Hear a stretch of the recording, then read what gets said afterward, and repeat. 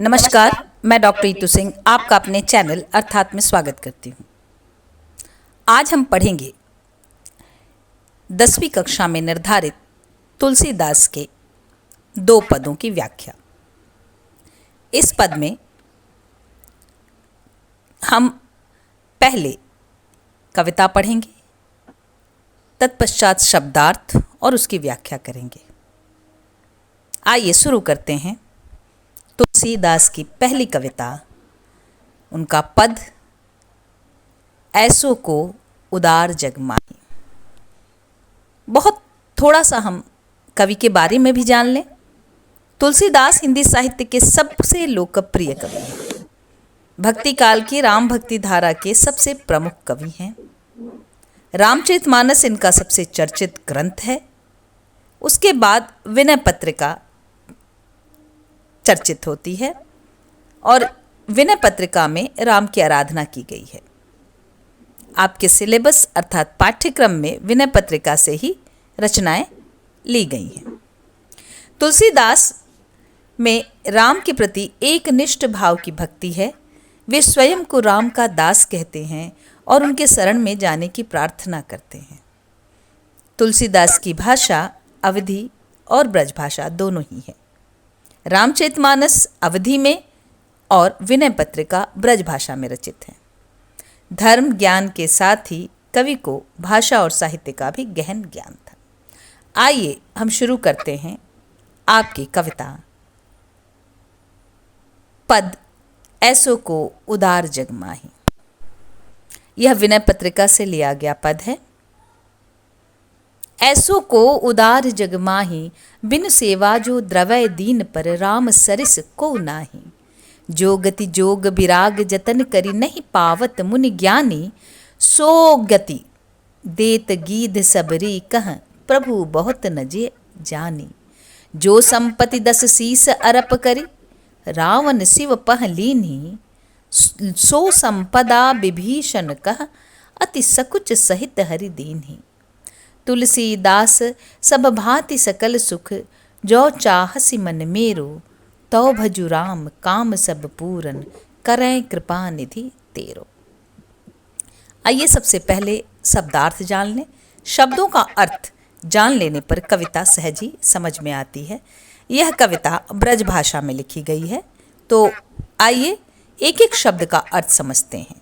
ऐसो मतलब ऐसा, को का अर्थ है कौन, उदार मतलब बड़े दिल का, जगमाही अर्थात संसार में, इस पूरी दुनिया में, बिनु मन जिसके बिना, द्रवे मतलब कृपा करना, द्रवित होना, दीन अर्थात गरीब दुखी पीड़ित, सरिस का अर्थ है समान, को नाही अर्थात कोई नहीं है, गति का अर्थ होता है स्थिति और मोक्ष या मुक्ति, जोग का अर्थ है योग, विराग का अर्थ है वैराग्य या संन्यास, जतन का अर्थ है प्रयास या कोशिश, करी मतलब करके, पावत मतलब पाते हैं, मुनि का अर्थ ऋषि, ज्ञानी का अर्थ आप जानते हैं, गीध जटायु जो कि राम कथा का एक पात्र है जिसके बारे में आगे मैं बताऊंगी, सबरी भी राम कथा के एक पात्र है, कहाँ का अर्थ है को, जिए जानी का अर्थ है मन से जानना, हृदय से जानना, 10 शीस मतलब है 10 सर, अर्प करी अर्थात अर्पण करके,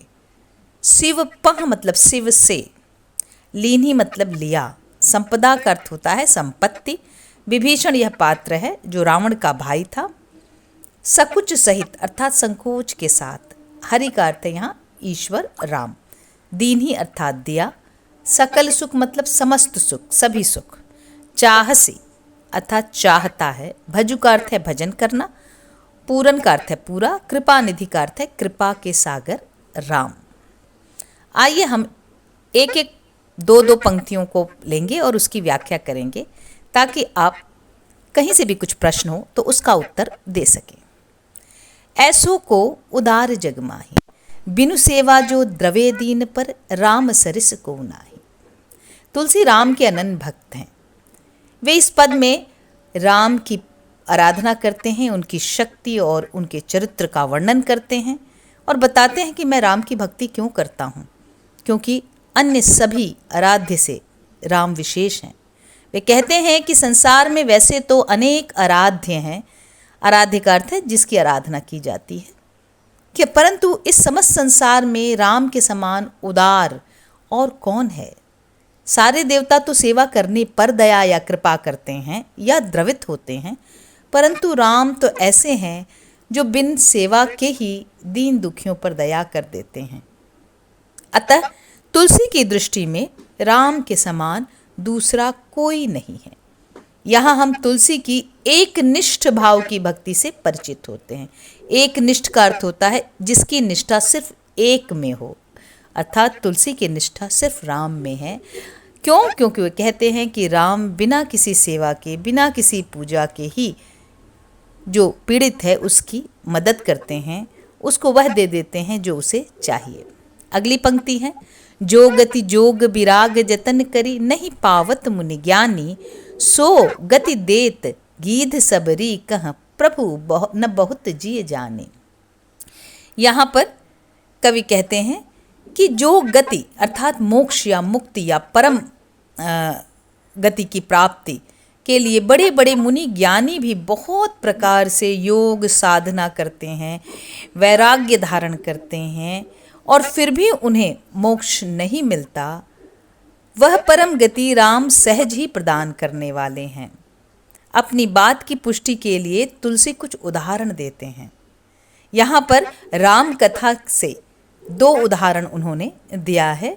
एक उदाहरण है एक पक्षी गीध जिसका नाम जटायु था और एक गरीब आदिवासी शबरी जिसने राम को झूठे बैर खिलाए थे।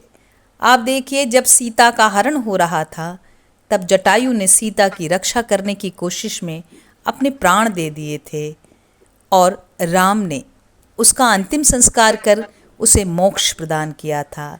साथ ही सबरी ने जो राम की प्रतीक्षा करती रही वन में और राम के आने पर उसे चख चख कर मीठे बैर खिलाए थे और प्रेम में वह भूल गई थी कि बैर झूठे हो गए हैं, राम ने उसे भी मोक्ष प्रदान किया था।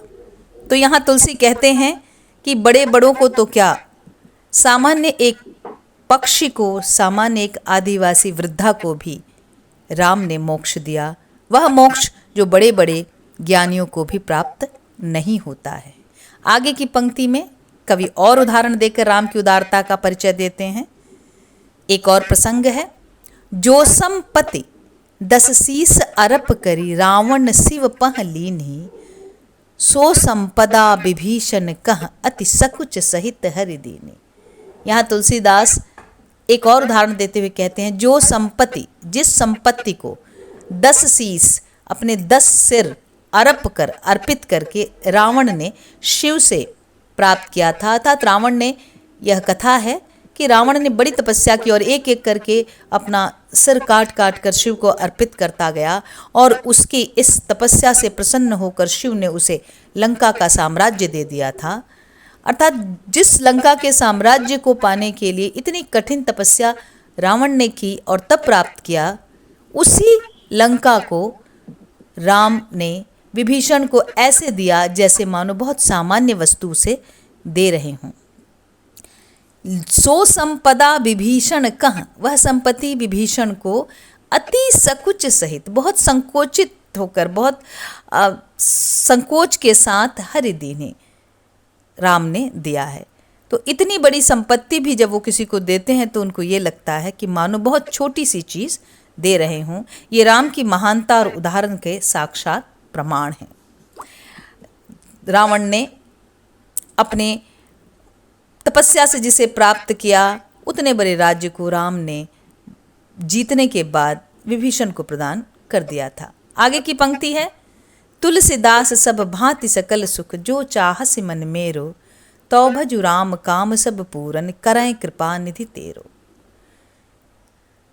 पहले की पंक्तियों में उन्होंने राम की उदारता का वर्णन करते हुए अब अंततः भक्त को क्या करना चाहिए वो बताते हैं। तुलसी अपना नाम भी लेते हैं और भक्तों को भी संबोधित करते हुए कहते हैं कि यदि मेरा मन समस्त सुखों को चाहता है, तुलसीदास सब भांति सकल सुख, यानी सब तरह के सभी सुख, जो चाहसी मन मेरो, अगर मेरा मन चाहता है या पाना चाहता है तो उसका एक ही रास्ता है, वह है राम की भक्ति करना, राम का भजन करना। तो भजु राम, तो राम का भजन करो। काम सब पूरन करें कृपा निधि तेरो, कृपा निधि राम तुम्हारे सारे काम को पूरा करेंगे। इस पद में तुलसी ने राम के प्रति अपनी भक्ति के साथ ही राम के महान उदार चरित्र का विवरण भी उदाहरण सहित प्रस्तुत किया है। अब पद का सार पढ़ लेते हैं, जिससे कि आप समझ पाएं कि इस पूरे पद का सारांश अगर लिखना हो तो कम शब्दों में कैसे लिख पाएंगे। तुलसीदास ने इस पंक्ति में जो बात कही है वह यह है कि संसार में ऐसा कौन उद्धार है जो बिना सेवा के ही दीन दुखियों पर द्रवित हो जाता है। ऐसे एक श्री राम ही हैं, उनके समान कोई दूसरा नहीं है। बड़े बड़े ज्ञानी मुनि योग वैराग्य आदि अनेक साधन करके भी जिस परम गति को नहीं पाते, वह गति राम ने गिद्ध और सबरी तक को दे दी और उसको मन में बहुत कुछ नहीं समझा, यानी समझा कि बहुत छोटी चीज़ दी है। जिस संपत्ति को रावण ने शिव को अपने 10 सिर अर्पित करके प्राप्त किया था, वह संपत्ति श्री राम ने बहुत ही संकोच के साथ विभीषण को दे डाली। तुलसीदास कहते हैं, हे मेरे मन, जो तू सब तरह के सुख चाहता है तो श्री राम का भजन कर, कृपा निधान प्रभु तेरी सभी मनोकामनाएं पूरी करेंगे। धन्यवाद।